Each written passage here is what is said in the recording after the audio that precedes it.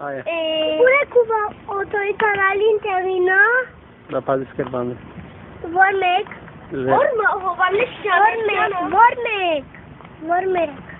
Vormec, baba. You guys will never fully understand. I actually never wanted to leave BMW. And a lot of people don't understand exactly why I'm involved in the catering business. See, while I was at BMW, post-recession, my father's catering business was really suffering. And at the time, we didn't have like a restaurant or like the sandwich shop operating with the catering business. And right at the time that I left BMW, a few months later, we started the takeout business. Thank God, things really took off. Things were awesome, but my dad always knew my thing was cars. Like, it was obvious.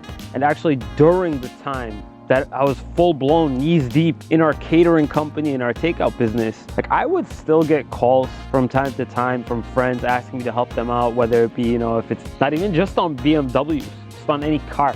Like, can you help me out? Can you come with me this Sunday? Before I was actually technically or professionally a car broker, I was still helping out friends on the weekends. I was still giving advice to people. I was still pretty much doing what I'm doing now, just obviously not as much. The thing that really set it off, the thing that really pushed hobby to profession was one night I'm texting one of my ex-girlfriends. She's asking me questions about how you're doing, how work is, everything. And I was like, yeah, man, I haven't gotten a Ferrari yet. And she goes, yeah, you might need a second job for that. And I'm like, you know what? I think I just might get a second job. First of all, don't think I'm being materialistic here. I'm kind of joking around. All of this is not for maybe it might be. Just kidding. Who knows? I'm like, you're right. And I think it was like that night at like 2 o'clock in the morning where I made like a business card. And I kind of just ran with it. It really all started with Instagram. It really all started with social media. And come to think of it, had it not been for the Armenian community that I'm knee deep in, I got a really strong Armenian community backbone that really carried this business through. Because the first 6 months of this business, the first 6 months that I got started in this business, I didn't even have any customers. My first customer was a man named Garo Lachinian. How he found out about me, because I think his daughter saw me posting this stuff on social media and he was intrigued by the business. And then after that, you know, people that were curious, my Armenian friends that were curious were contacting me about, you know, can you help me out with this car, etc. I don't think the majority of the deals that I did my first year, I don't even think I got paid for. The first year, I didn't even know how I was covering the website. What really drove me was having the Armenian community behind me, sort of giving me as much free advertisement as possible, but capitalizing a lot on Yelp reviews actually pushed me and got me sort of where I am now. Capitalizing on Yelp, capitalizing on Google, writing a lot of content, blog posts, and YouTube videos.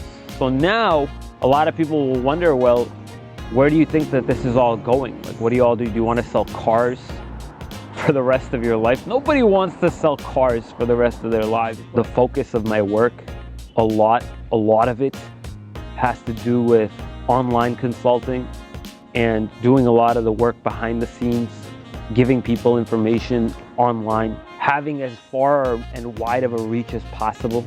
Because believe it or not, people actually do want to do some of this stuff by themselves. As much as you like to think that nobody likes this, there's a lot of people out there that do want to do the deal on their own. And a lot of the things that I do, granted, it might seem like it's for free, but nothing is actually for free. Like, a lot of people, and I don't mean this in a bad way, a lot of people that find value in what somebody does for free eventually will lead them to becoming a client. Like, a lot of the clients that I have now are people that were looking for information, and that information was given to them for free. So how I became a car broker, the story of that is now turning as a primer for how I became a part-time YouTuber. And then after that, how did you become an online, I don't know where exactly all this is going. However, I do know the reason why I got started is because of a passion that came from inside. And I love cars. I love talking about cars. I love I love looking at cars, some of which I can't afford. And I guess that's sort of the drive for putting in all these hours. I got my heart kind of set on a Porsche right now. I might get one soon. I don't know, who knows? But I do know that I got started in this business because of my love for cars and my love for helping people. And as you can tell from all these videos, I truly actually do like to help people, even if it's for free. Hope you guys enjoyed my little quick story about what drove me to become a car broker, how I got started as a YouTuber. Maybe this clarified exactly why I'm involved in the restaurant business and why I make YouTube videos and all this weird stuff. Give me a thumbs up, guys. Let me know if you liked the video. Comment. Let me know if you have any questions. I'm trying to respond to as many questions as I possibly can. I'd love to hear your thoughts. Thank you so much for watching, guys. We'll see you next time.